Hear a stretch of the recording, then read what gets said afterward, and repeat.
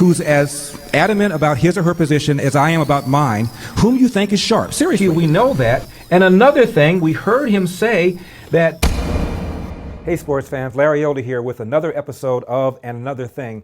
Guess what? This is episode number 65. Can you believe it? If you'd like to become an Eldorado, go to LarryElder.com, fill out the form, become an Eldorado. You will get a free copy of Michael and Me, my award-winning feature-length documentary, where we talk to the director, and I asked the director, Michael Moore, 3 times, how many Americans use guns to defend themselves? And 3 times he says, well, you have to get the DVD to find out. Now for And Another Thing. This episode is about Ted Nugent and Spike Lee. Ted Nugent, the rocker, he's a Republican. He recently said something to the effect of Obama is a subhuman mongrel, giving a rant about how much he dislikes Obama. And of course, that therefore is racist. Within a few days, Ted Nugent sort of apologized and said, what I should have said is, and then he did another string of insulting comments about Obama. My point is, the term subhuman or subspecies, mongrel, whatever it was he said, was perceived to be racist. Never mind, by the way, that a few years ago, Obama used the very term mongrel when he was on The View discussing his own ethnicity. But either way, what Nugent did was demeaning and it was disrespectful to the president.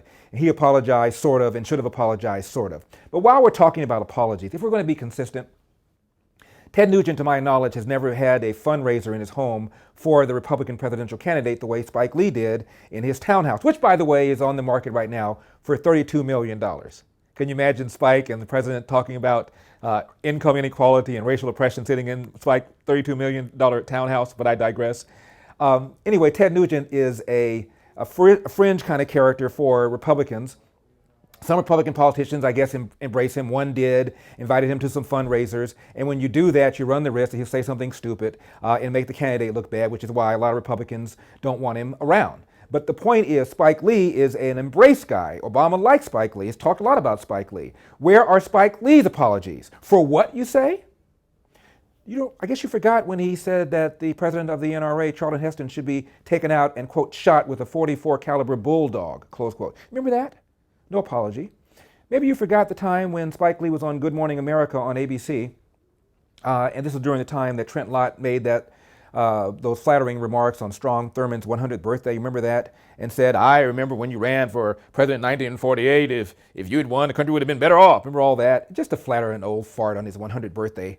But that, of course, is racist. And so Spike Lee goes on television and refers to Trent Lott as, quote, a card-carrying member of the Klan, end of quote. Never apologized. Spike Lee is a guy who tweeted the address of George Zimmerman's parents when he thought that was the address. Turned out it wasn't, but he tweeted the address of George Zimmerman's parents. At the time, Zimmerman had yet to be arrested. And this was Spike Lee's way of saying, I'm going to bring the wrath of God down on the Zimmermans for the failure of the police to arrest this guy. Outrageous. Spike Lee did apologize, by the way, and settled with the family whose home the address he sent. But it was still disgusting.